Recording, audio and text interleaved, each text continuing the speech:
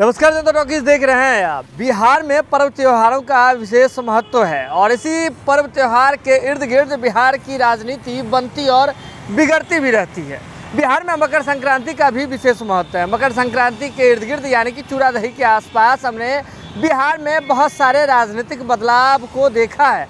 लेकिन अब आपको बता दें कि इफ्तार भी इसी सूची में शामिल होने को और जो है आपको बता दें कि इसी लिस्ट में शामिल होने के लिए तैयार है। इस वक्त रमज़ान का महीना चल रहा है और राजनीतिक दलों के द्वारा इफ्तार का आयोजन किया जा रहा है, जहां पर इफ्तार के बहाने राजनीतिक हित भी और राजनीतिक गठबंधन भी बनाए और बिगाड़ने की भरपूर कोशिश की जा रही है। आपको बता दें कि 2024 का लोकसभा चुनाव जो है वह सर पर है, उसकी सुगबुगाहट शुरू हो गई है। बिहार में सभी दल तैयारी में उतरे हुए हैं, लेकिन चिराग पासवान जी का अभी तक कुल मिलाकर के जो ओवरऑल डिसीजन क्या होगा यह स्पष्ट नहीं था।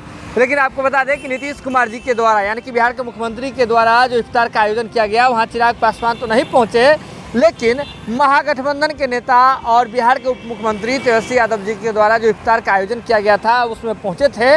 और नीतीश कुमार जी जो कि बिहार के मुख्यमंत्री हैं और जिनके नीति के खिलाफ में चिराग पासवान जी हमेशा सक्रिय रहते हैं, उनका पाँव छू करके उन्होंने आशीर्वाद लिया। फिर क्या था कि जनता दल यूनाइटेड के वरिष्ठ नेता हैं केसी त्यागी जी, उन्होंने चिराग पासवान जी को निमंत्रण दे दिया महागठबंधन में आने का न्योता दे दिया चिराग पासवान जी को। इससे पहले कुरुक्षेत्र में ही हमने बताया था कि चिराग कैसे महागठबंधन में आने के लिए तैयार हैं, ये हमने बताया था, आपको इशारा दे रहे थे।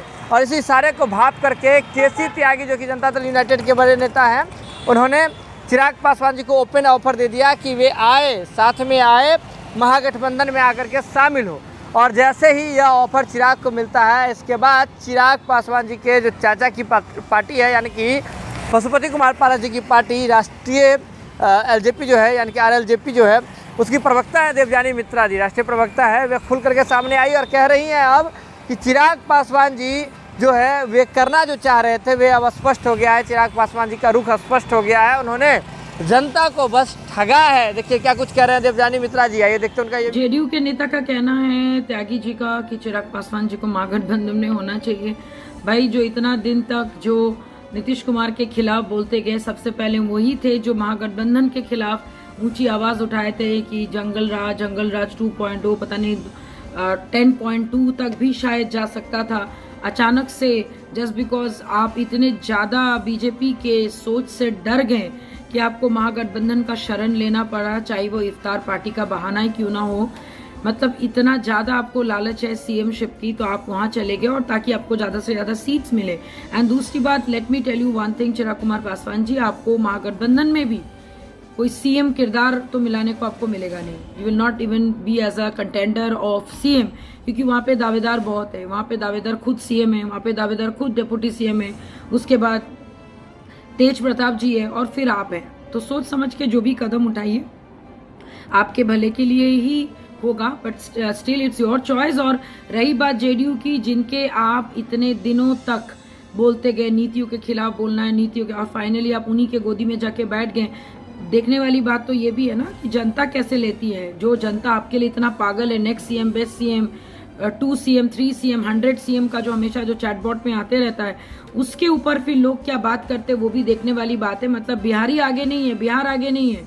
चिराग कुमार पासवान की अपनी सपना, चिराग कुमार पासवान का अपना सीट, चिराग कुमार पासवान का अपना सीएम बनने की लालच उनको इतना ज्यादा मजबूर कर दिया कि फाइनली उनको इफ्तार पार्टी में जाके हमारे ऑनरेबल सीएम साहब से मिलना ही पड़ा। पैर छूना तो खैर हमारी परंपरा है, उसके ऊपर कोई बात करना कोई मतलब ही नहीं बनता है। और रही बात तेजस्वी प्रसाद यादव की, फाइनली आया ऊँट पहाड़ के नीचे वाला किस्सा आपके लिए एकदम सही है कि आपको वो फाइनली अपने खेमे में बुला ही ली और आप जाने में मजबूर हो गए।